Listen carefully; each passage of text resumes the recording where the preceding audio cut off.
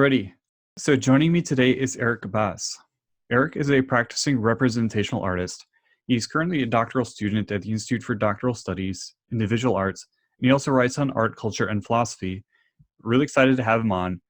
So today we're going to be talking about Eric's path in art, as well as our consciousness, our suffering, and how that ties into our need to create and creativity itself, as well as a ton of other topics. So without further ado, here's our conversation. I hope you enjoy. A lot of your background is in, philosophy and art, which I think is really interesting. So first, could you just tell us a little bit about yourself and a little bit about your background and, why you went this path? Yes, I've always been interested in art ever since I was a very young boy. My grandmother tells me she actually quit her job at a daycare to take care of me as a young boy, and she babysat from her home. And every like parent has a bias toward their child, I guess. But my grandmother said that she would have us all draw pictures. And at 2 years old, I was drawing a little bit better than the other kids. And she thought, maybe there's something here. And she began to encourage me to draw. I saw this drawing I did when I was 2 years old. It was a Oh, drawing really? of Michael Jackson. And it was not good at all. But she said that I was able to see certain things where I was able to establish certain things in my drawings that the other kids my age just weren't able to do. And she encouraged it. And that encouragement is really what started off the rest of my journey. I even say sometimes that it's almost like I need to do art in order to feel like I am worthy of existing almost. It's so ingrained in who I am, I think because it was encouraged to do it at such an early age, and I was always praised when I was doing it, that I needed to do it. Otherwise, I don't feel like I'm whole. I'm sure a lot of psychiatrists would have a lot of things to say about that. Yeah. That's interesting. Yeah, that's so when you're dealing with it at that early age, maybe it's just something that's just there. You can't really put your finger on it, just kind of always it's just a part of you at that point. Yes, yes, it's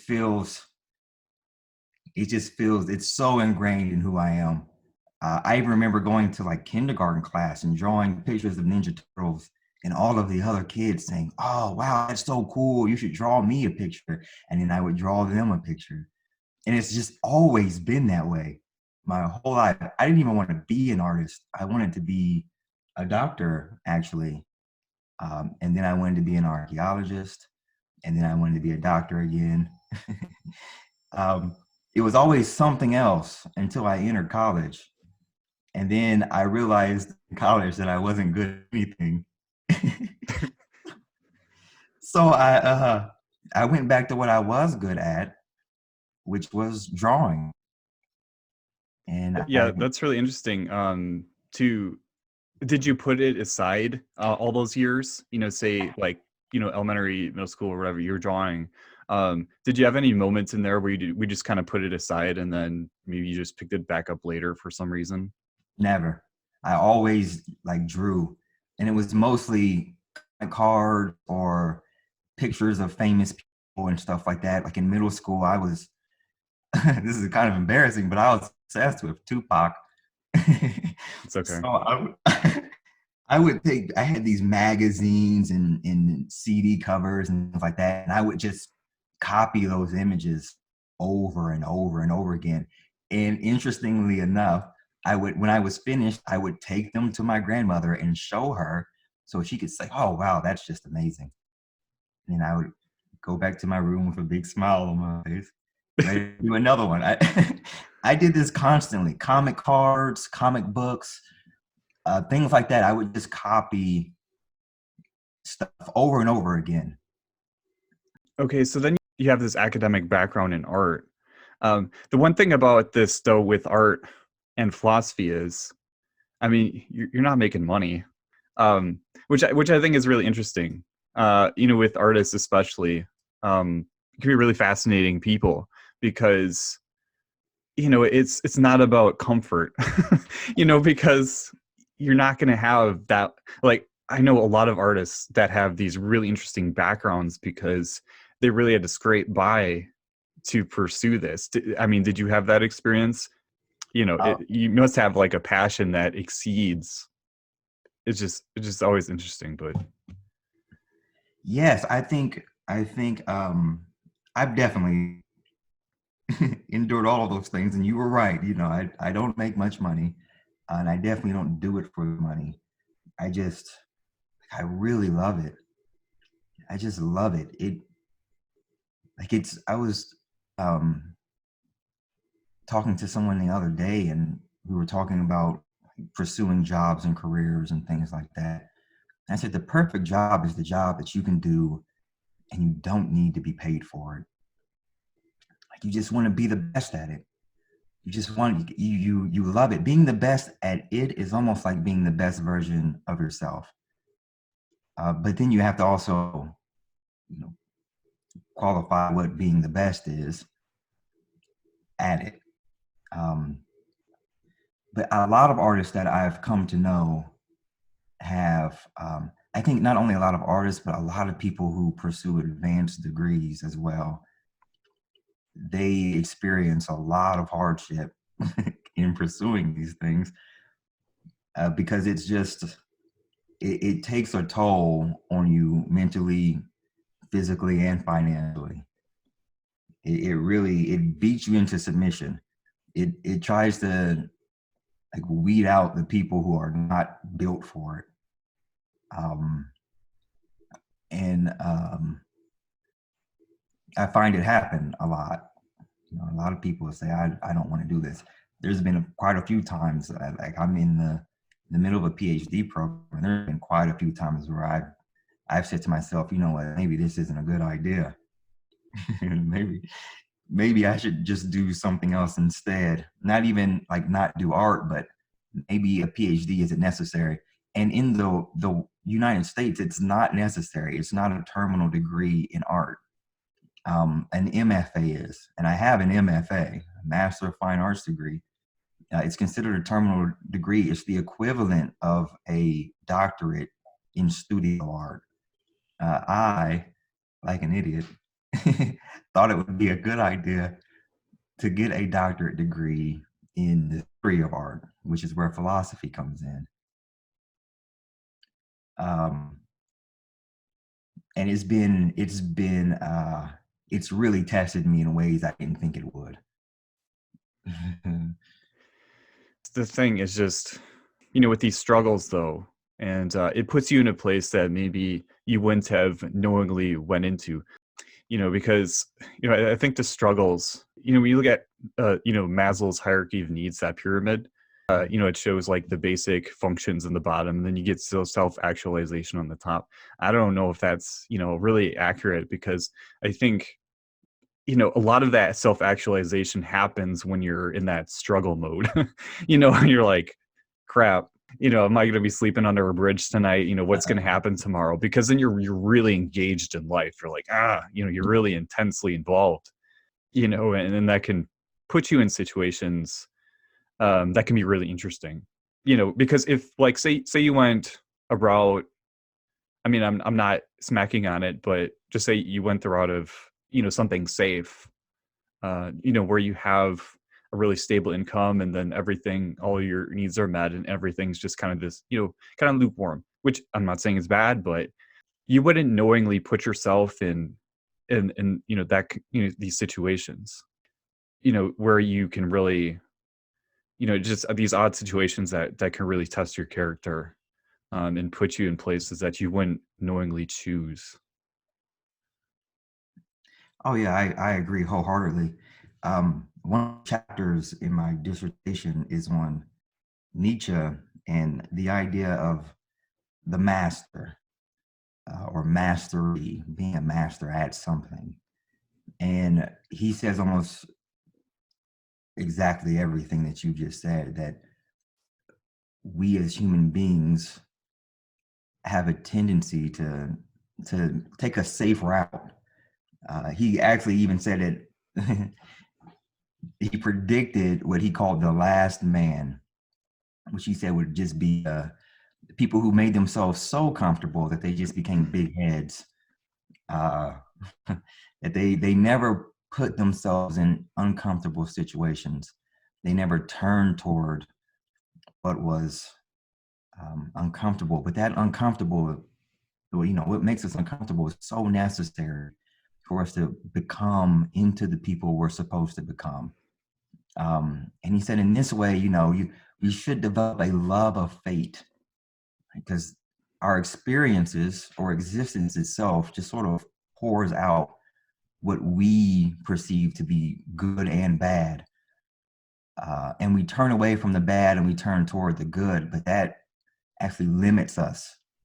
If we instead love fate, that is existence as it pours itself out toward to us, then we'll develop how we're supposed to develop. That's interesting. It is. It's very interesting. Huh. It's a very interesting idea. Uh, and he even says that in this way, we come to create ourselves, not as if we're creating ourselves, but our perception of the world becomes artistic because we're allowing our fate to mold us into what we'll become. Outside of that, though, if we're only going toward what's pleasurable, in a way, we're being cocky, and not in a good way, as opposed to being confident. We're being cocky in that we know the answers for ourselves. What ends up happening is we don't create anything at all, other than the big head we believe ourselves to be. And he thought this was very dangerous. He actually said it leads to what he calls herd mentality, where no one thinks for themselves and everyone just parrots one another. And then they end up brutalizing each other. Yeah, and so the same way that people gravitate towards seeking comfort and all that, the easy path. Do you think there's also a propensity in people to seek that pain? This may be something that happens, when we're young, growing up, we suffer some kind of trauma. We've all probably been through a million different things, and so the difference when we're young, that is we don't know how to deal with it at that point. We internalize things in really weird ways. There's it becomes our internal dialogue because it keeps repeating over and over and over, oftentimes, because we're just so confused and we don't know what to do and all that stuff, and it just sticks, and that becomes a part of who we are. It becomes like a veil, and it becomes how we express ourselves and how we internalize ourselves. Yeah, just in how we create and everything, it informs all of that. For me anyways, I went through this 30-year kind of like dark night of the soul where things are like just really sucky. It's just that process of trying to taking that step back and analyzing it, like with your philosophy, spend so much time analyzing things. It seems extremely useful because you're taking that bird's eye view and looking at things, especially like the human condition, and trying to understand it. That's not something we're really taught to do. It didn't take me till so long to figure it out, just like separate internal dialogue from me. Anyways, I forgot my question. I think it was on yeah, just suffering in general. So how do you see that? I mean, do you think there's a tendency to seek that? I think I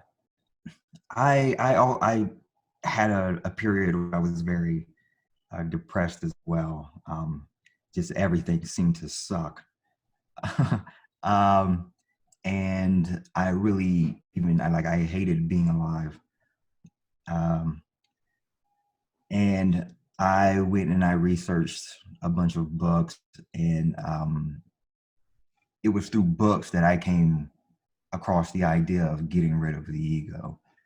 Uh, Nietzsche, though, would disagree with that wholeheartedly.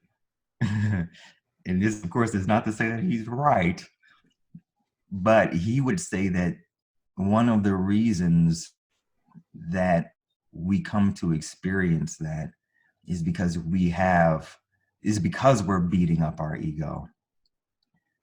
We have failed to love ourselves, or we have failed to learn to love ourselves. And so we never learn how to love existence, a love of fate. We never learn how to do it because we're always attacking our egos and ourselves. And for him, this has been a unfortunate thing that's happened throughout the history of human beings. He would much rather prefer that we be the hero of our own story, but being a hero for him requires that we love ourselves and that we actually look forward to that depression because it's going to shape and mold. And when it begins to happen, we get excited uh, at the abyss we're going to experience. As a matter of fact, he says it's only by going into the deepest, darkest abyss that you can reach your highest mountains. That the peak and the abyss are one. Interesting statement. But the depression that I went through really brought me into who I am today. And so though I may not agree with everything he says, I think that there is a certain level of truth to it because sometimes, I mean, I even hate to say this, but sometimes I do want to have something like that happen to me again.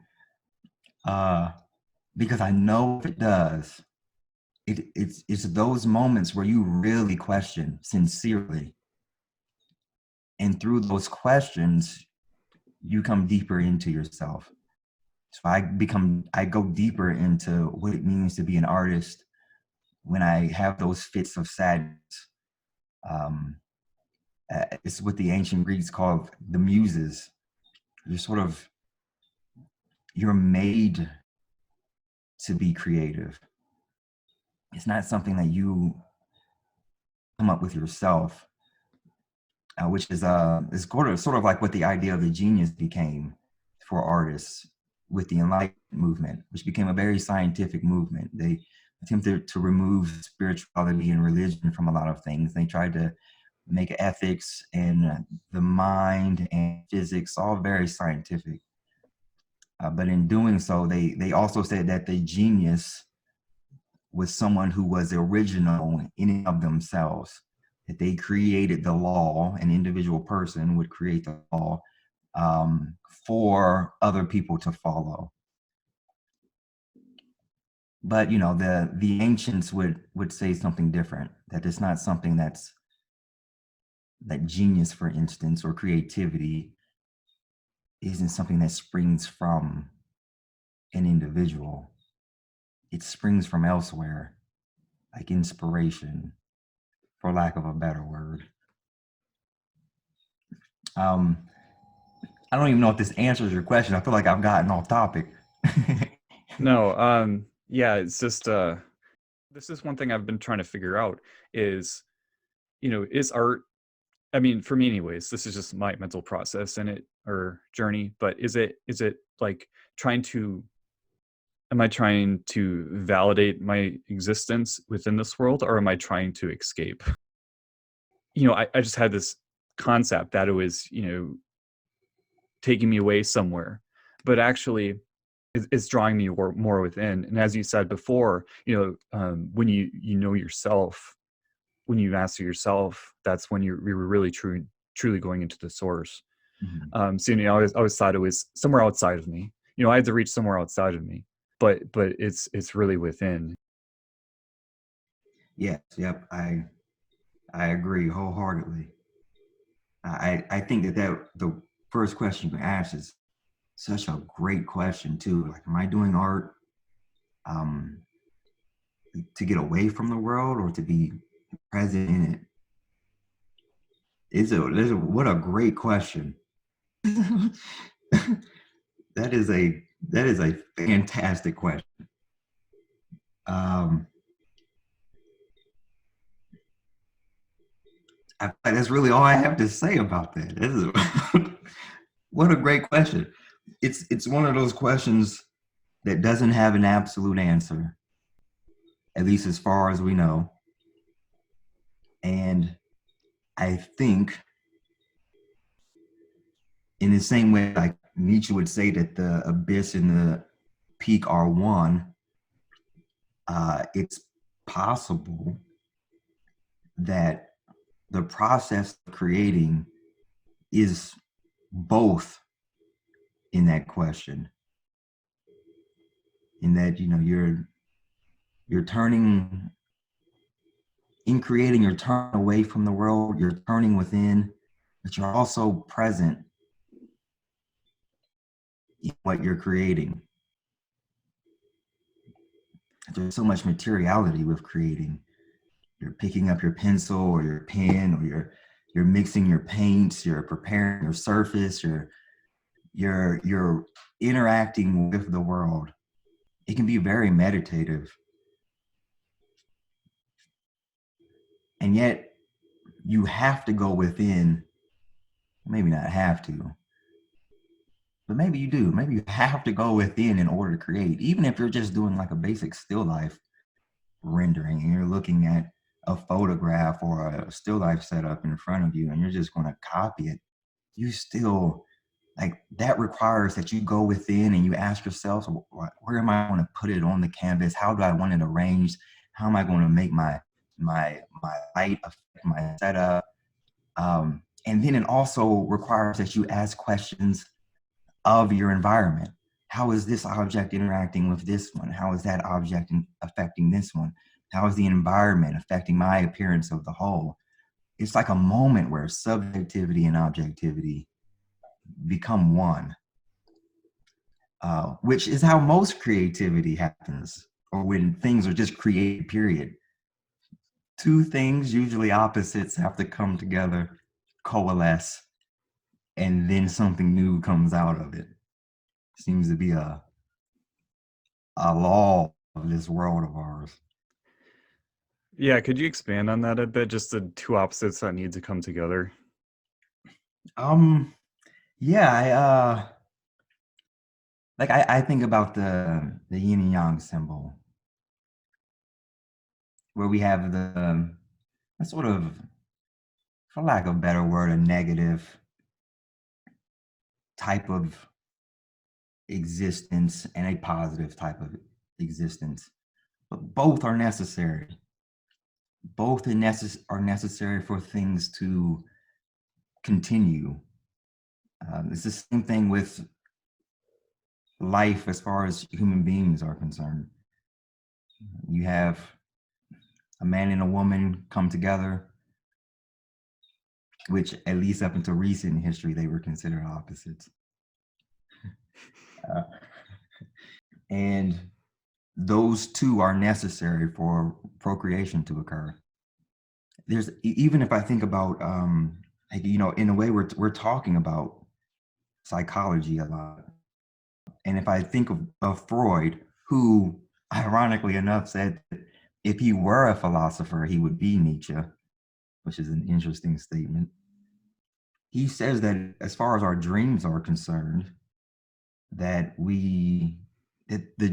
our dreams take elements, or our unconscious mind will take elements from things we experience in the real world that are not necessarily the same. So they are going to contrast with one another, and they coalesce these elements into something new, some type of a dream, really, dream content. Of course, he says a lot of other weird things as far as why the unconscious mind is doing that. But he says that is not creative. That's just the work that the dream does. He calls it dream work. So dream work takes dream elements, coalesces them into dream content, into something completely new. And it does this in an attempt to hide our desires that are not welcome in in society.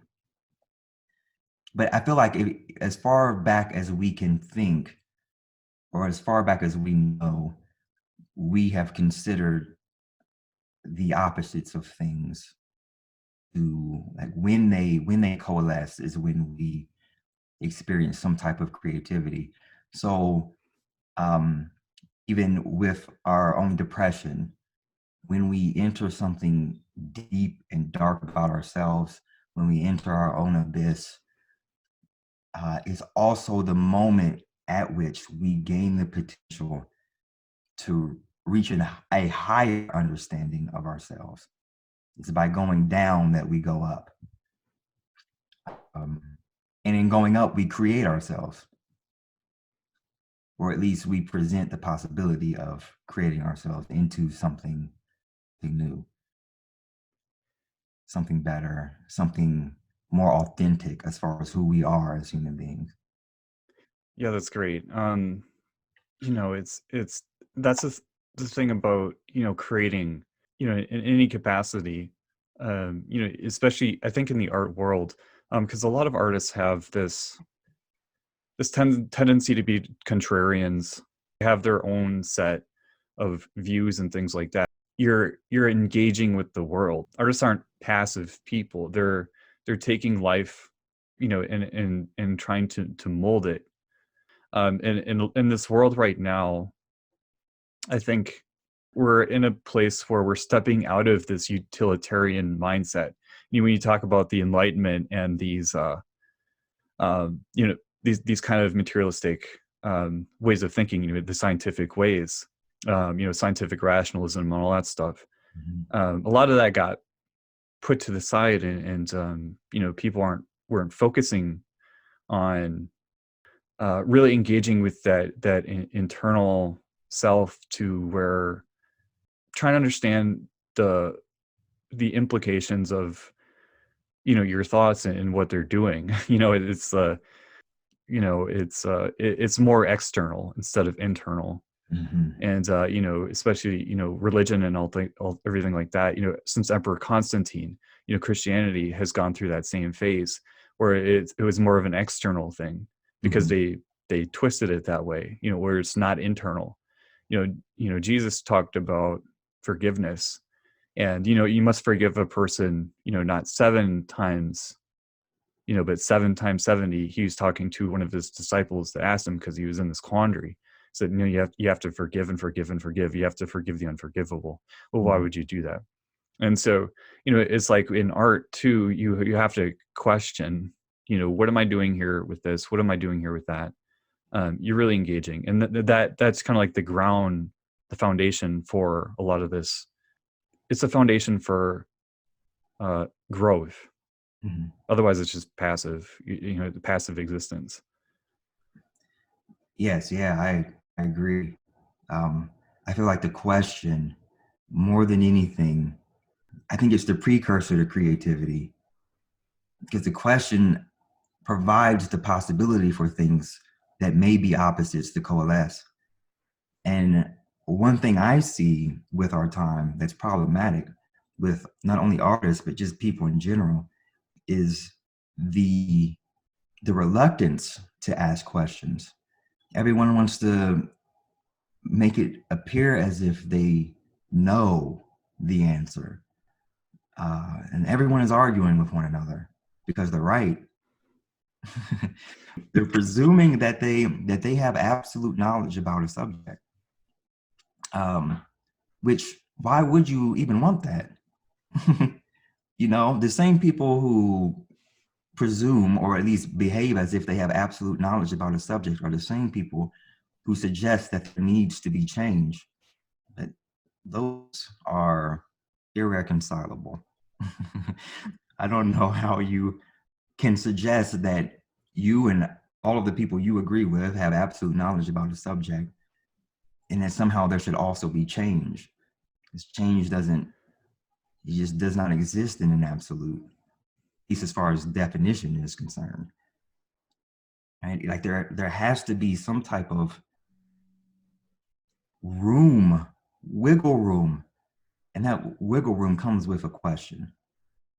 where one side, even if we're talking about politics, where one side comes to the other side and says, instead of saying you're wrong and I'm right, they Yeah. say, well, what can you expound upon that? Or what do you mean by that? Or, what exactly do you think is going to be the end of that?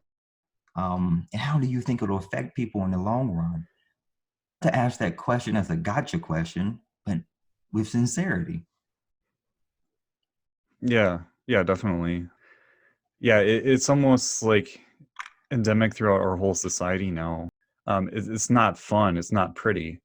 Uh, It's weird, and it's okay to be wrong.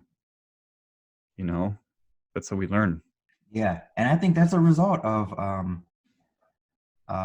like the whole Enlightenment way of thinking, where there isn't any. The question is never turned within, which I think leads to like a gotcha question.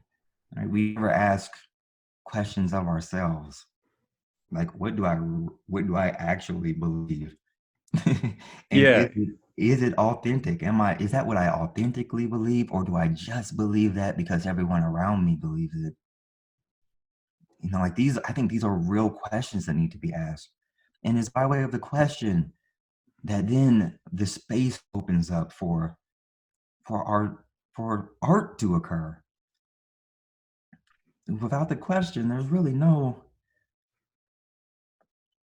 I mean, what, oh, there's no, there's nothing that can happen. yeah, that's true. You can see it definitely in the arts nowadays. It's kind of interesting because, I mean, if you're interested in movies and film, it's like, holy moly, where is the creativity Yeah. gone?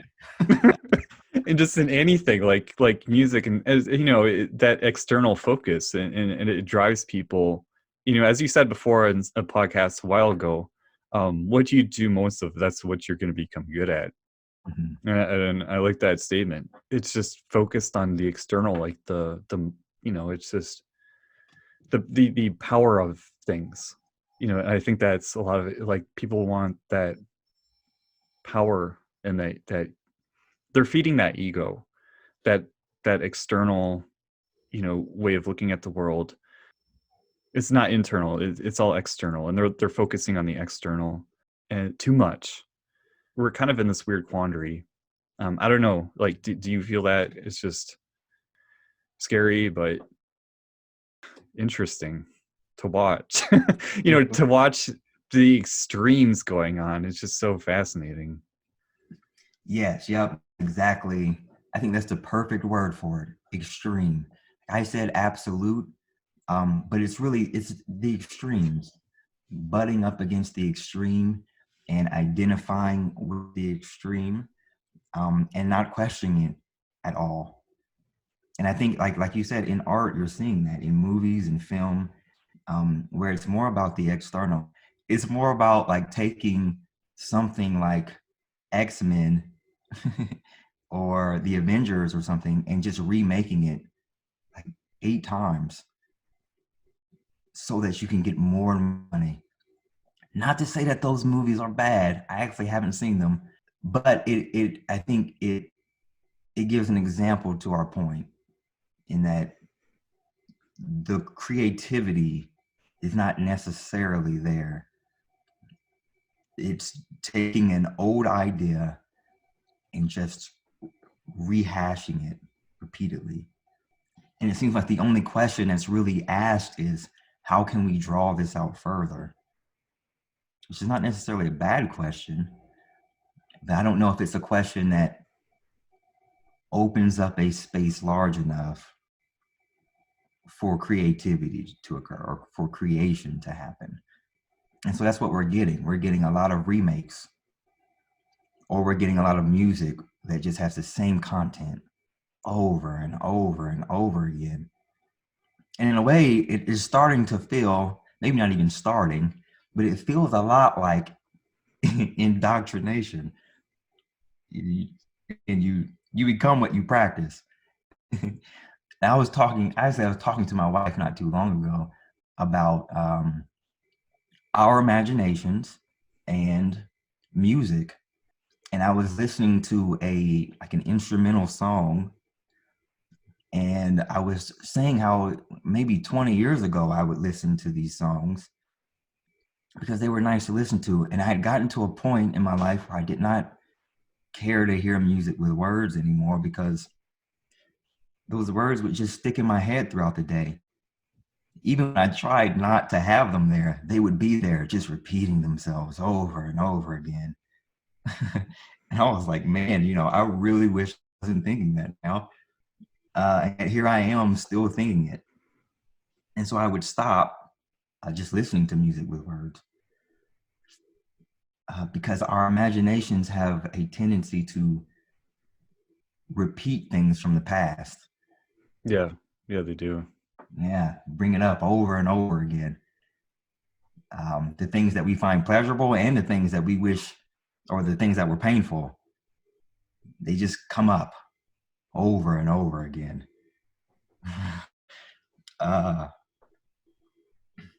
Which is I guess, a passive form of imagination, since we were just talking about passivity versus, activity. Yeah, and that's kind of the experience I went through in dealing with the ego is that I kept rehashing the same things over and over and over. It became a program, and I just had to step away from that program, which is interesting because when we're talking about these you said programming, like a lot of these films and music and things like that, with the lyrics, and you just don't want to listen to it because it gets stuck in your head. People had to create these things, especially with content nowadays, like the pop music and the things that kids listen to. I mean, I taught for a while, and I would listen to the music that kids were listening to, like, oh, this sucks. And I would tell them that, and they would actually appreciate it. It's like, your music is terrible. I'm like, oh, yeah, it is. Thanks. I think you need to tell people that, like, your music sucks. And the weird thing, though, is, like, people had to create this stuff. And you can't get into these things where, yeah. Well, the music industry is massively profitable, Mm-hmm. billions a year. And so, people are obviously crafting these things to portray a certain message and all that stuff. I mean, we can go down into a deep dark hole on that stuff. And a lot of it is programming, these kids, they want them to be a certain way. A lot of it's to make them dysfunctional. The weird thing is, though, the people that are creating this, as you said before, like, well, what you do most of, you get good at. I'm just wondering if these people that create this stuff, if they're so, like, they've drank the juice they're making to the point where they don't even know, like, the reality has become, they've taken that message and that's become part of them. Mm-hmm. Do you feel that? I don't know. It's just, I think actually we can come full circle on this and go right back to Tupac. I think he's a perfect example of this. He was a young man who went to art school. He was a poet. He wanted to be an actor. He began to rap, which was a popular art form, or was becoming a popular art form in the early 90s. He was good at it. And then he was in a movie. His first album, though, was mostly about issues in his community. But he then has a role in a movie called Juice, where he plays a bad guy, a gangster. And everyone falls in love with this role he played. He did a great job at playing this role. And in playing this role and having everyone show him appreciation for playing this role, praise for playing this role, which again goes right back to what I was saying about my grandmother praising me as a child, he began to embody that role. His albums progressively become more and more violent and gangster. And then he gets accused of rape. He spends time in prison. He gets out of prison. He's shot repeatedly. And he begins to live a lifestyle that really just isn't him. really. And that's because he took on this role He took one in a row. Yeah. Yeah, wow. Yeah. It's like he became, I think another great example, at least possibly is a great example, is oh man, what's the guy's name who played he played Joker in one of those Batman films, and then he died from like a drug overdose or something Oh, yeah, like that. Heath Ledger. Yes, Yeah. yeah, Heath Ledger. I think that's another um example where like the role you play or the persona you put on becomes a little too real for you, and maybe takes over. It makes us ask a question that's been asked plenty of times: is it art imitating life, or is it life imitating art?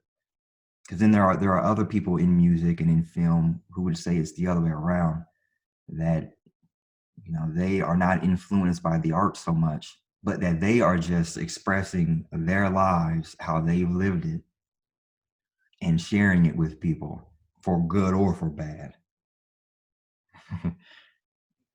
Then I guess the question becomes, what's the role of imagination in those types of art forms? Because there really is no idealism there. If I'm writing a song that's just about drugs and money and sex and things like that, really, I'm not asking any questions, nor am I using my imagination.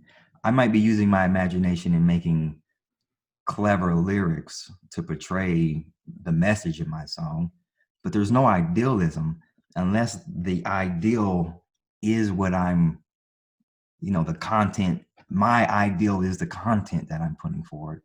And if that's the case, then we're in a really, really sad situation. When we Okay, so when we go back to, say we're gonna hop in a time machine, and we're gonna go back to 15th century or 16th century Italy. You know, this is one of my most fascinating periods of time for me. I wish I could go back in time and just meet some of these artists, Mhm. some of these drafters and stuff, and just talk to them, and just see the world as they saw it.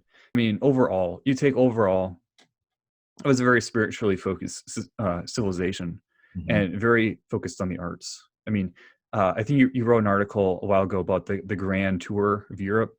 Yes, uh-huh. Yeah, and that was just really interesting because it's just they were so focused on the arts and creativity, and it married spirituality, and that, I don't know. Do you think that's why it bloomed, the creativity? Because right now, or this utilitarian way of thinking is really leading to, I don't know, but I see it as a drought. Some major film companies and stuff like that, like the major ones, they're just rehashing old stuff. Mhm. We're gonna do a live action this, or okay, let's have zombies. Let's have, and then it's not in, it can only take you so far. Yeah, yeah. That shock and stuff like that. I mean, it's all, I don't know. It seems like if we go back in time, where the arts were really focused and spirituality was too. I mean, they took morality seriously and things like that. You couldn't, you made a promise and you kept it, and you worked hard, you worked honestly. You tried to become an honest person, and you tried to live by the code of, then it was Christianity. And do you think that added some depth to it, or is it just, I don't know. What do you think? I think that Christianity was prevalent in Europe from about 300 AD all the way up until 13 1400 AD, when the Renaissance started. But yet we don't see the same type of art occur during this time.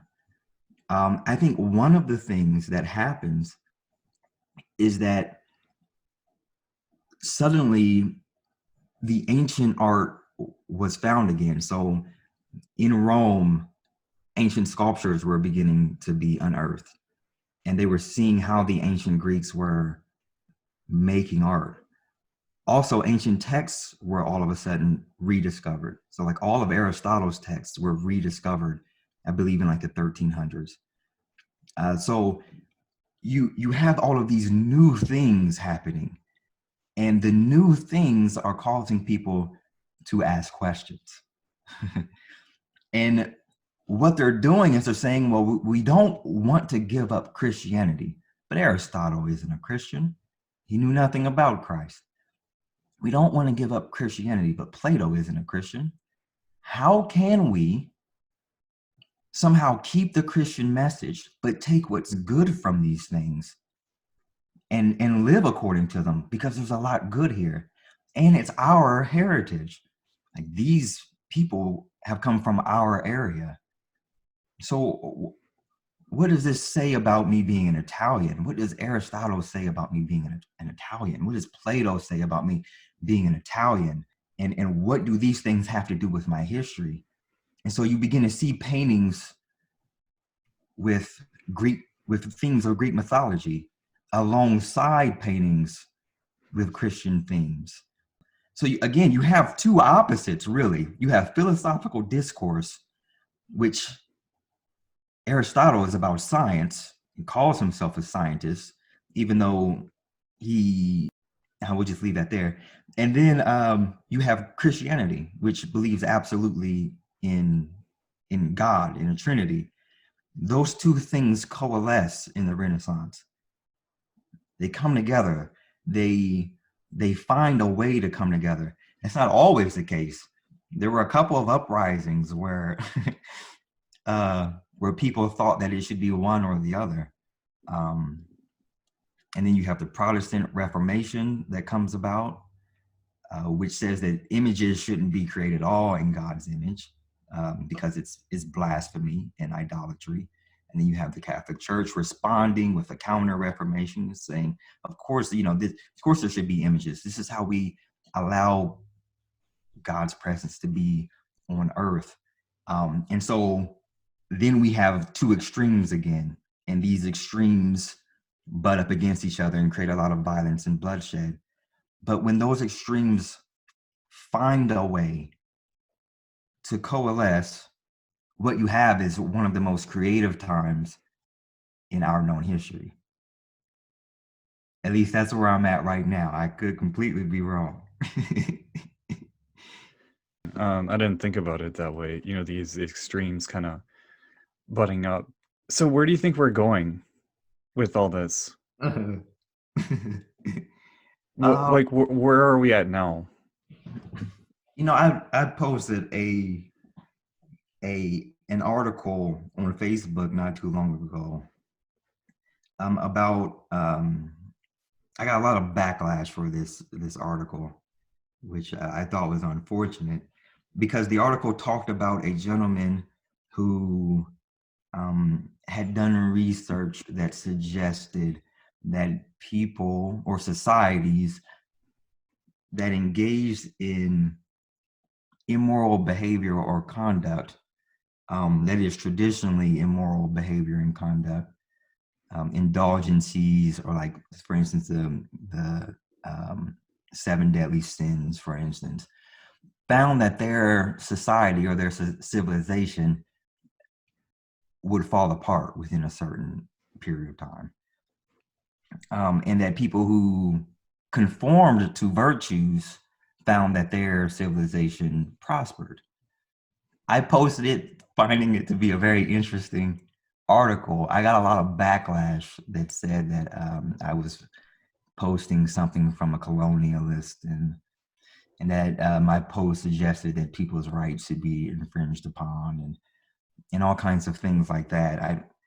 I found people's responses very interesting, and none of them asked questions about the post, or about why I posted the post, or what I thought about the post. Instead, they took something they did not like about the post, presumed themselves right, and presumed me wrong. And I think that indicates, and you see it all throughout social media, and what it indicates is that people are moving further and further to extremes.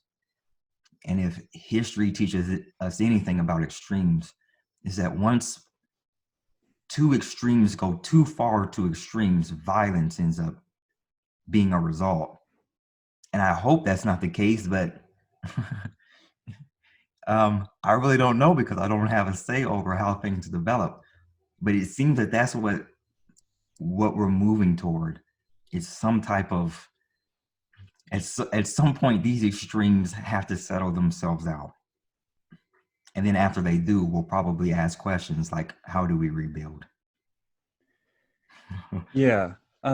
Yeah, with that, we get to a certain point, like, I don't know, if you think of life as like a classroom, it's a learning process and all that stuff. And you take the lessons we're learning now, it's usually,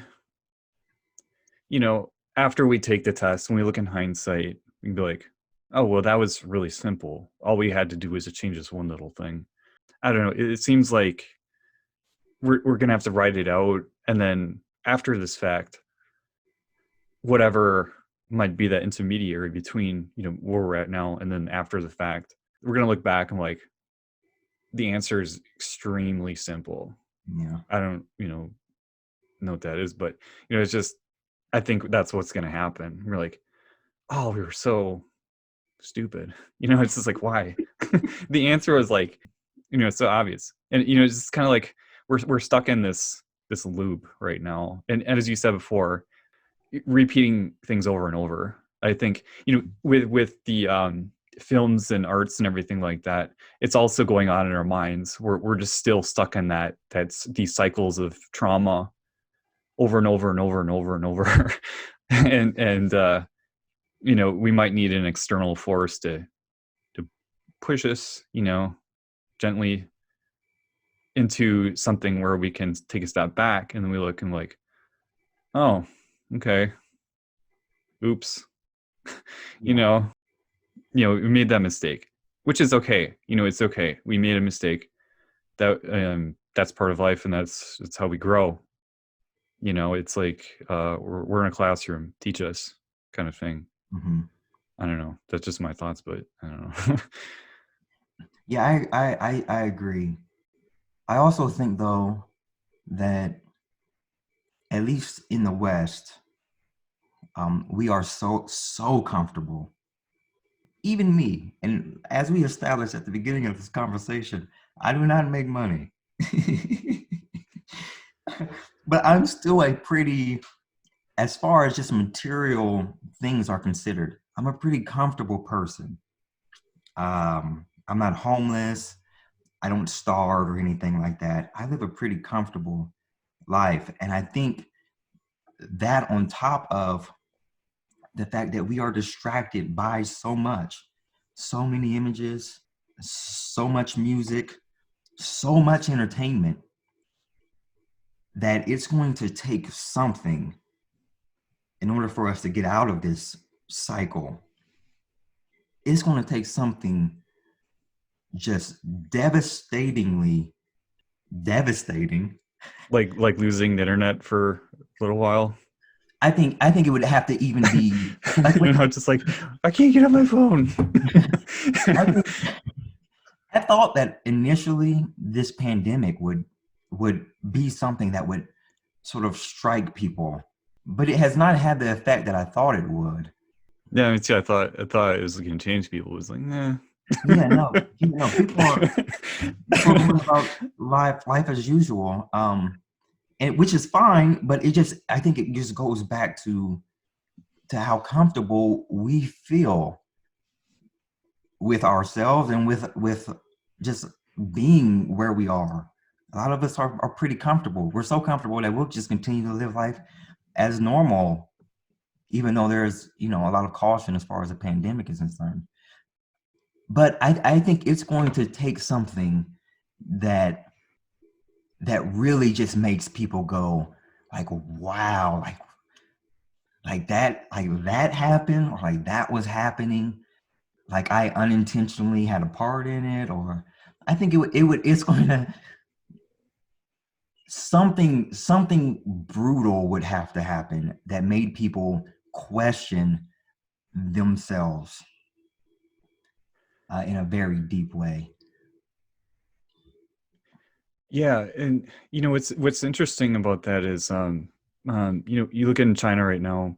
under this totalitarian rule. Like, are people like Christianity is just like blooming like crazy, like spirituality in general, even under this totalitarian rule, Mhm. even under threat of death. Like in Hong Kong, even the students and just people in general in that society, they're like risking their lives for just basic to say no to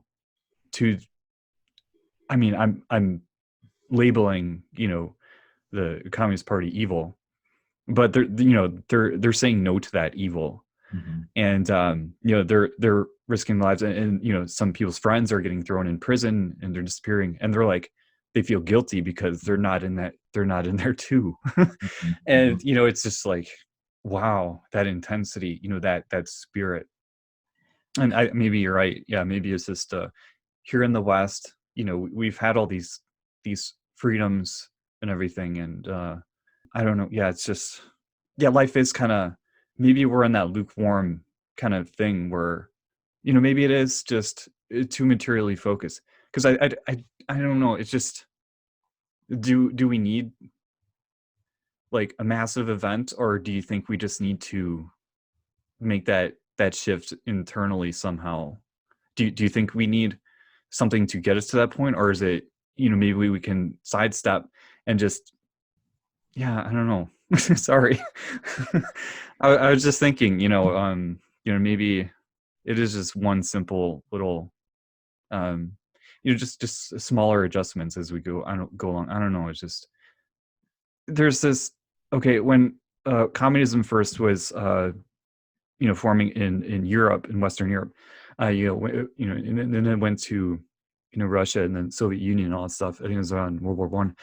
In China, there was a little experiment there. There was this small town where, they had this like commune, and they said, well, it was kind of like, the materialistic, atheistic, utopian society, and it collapsed within weeks. It was just went, and I think that's an example of, I think it points to the necessity for spirit, whatever it is, like the spirit.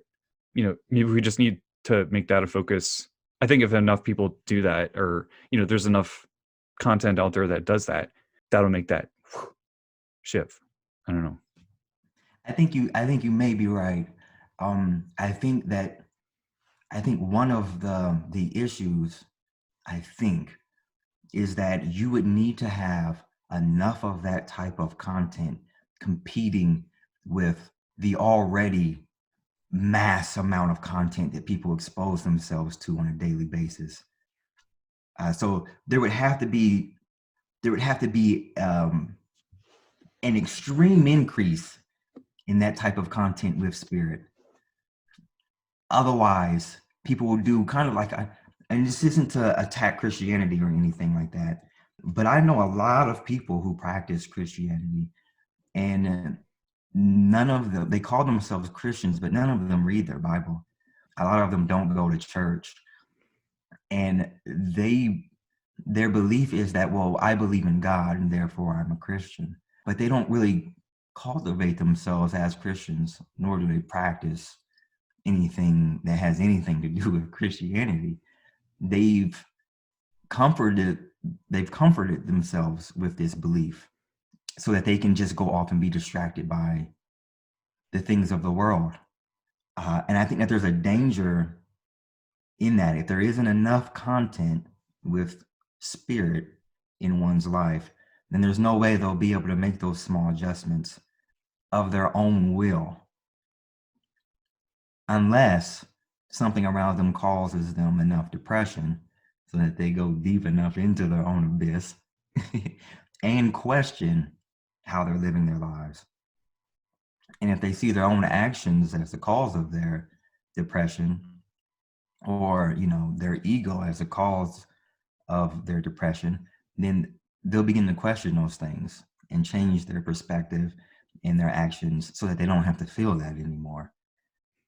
Uh, Outside of that, though, it's it's seeming like it's going to take a lot more for people to be like, you know what, maybe what I'm doing isn't isn't the best, or maybe I should change my approach to life, or like we live in interesting times where, like, on social media, I can post a funny meme, which I never do, but I can post a funny meme and get, hundreds of likes on it. And I can post a documentary about the very thing you just talked about, like totalitarian communist China persecuting religious groups, and no one likes it. That's very telling to me. And it may not even be that it may not be that no one's interested. There may even be people like, oh, that looks interesting, I want to watch it. But they see the content above and below that post, and they continue to scroll. There's just so much competing information, most of it irrelevant. Yeah, this reminds me of, if you ever played the Civilization PC game. No. Yeah, well, in it, these wonders you can get, and mass media is like this really big buffering one. If you can get mass media, you're like set. Like your civilization is just gonna take off. It's because it's just so important. Mhm. And it's just kind of like, yeah, I don't know, that might be it. Just like the media people consume, it's just that passivity, I think, with what we're doing. Mhm. Just yeah, I think I think the thin line between media being the propaganda of an extreme, which isn't creative at all, and media being the propaganda of creativity. But then this causes, we'd have to ask a lot of questions, like, well, what is creativity? And what would be the problems of the propaganda of an extreme, which there's a lot of historical examples of that. But this requires to ask, we would have to ask a lot of questions. If creativity warrants something like censorship, because we were just talking about, like, the content of songs and film and things like that, and how they seem to have reached an extreme in their content and their inability to create new subject matter that's interesting and compelling, that gets us to think about ourselves and how we're living and moving throughout our lives in the world. But it also I lost my train of thought. That's all right. Yeah, so I guess, well, it's I guess we can stop there. Okay. Yeah, we can end on that note.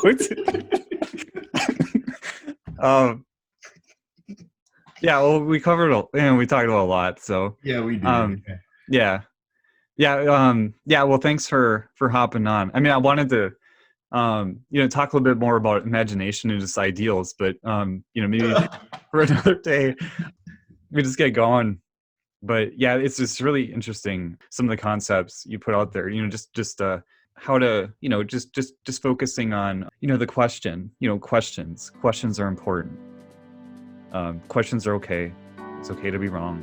All right. So anyways, Eric, thanks for joining us. Really appreciate it. And we'll see you again, hopefully sometime soon. Yeah, it's always a pleasure. Thank you for having me. Thank you.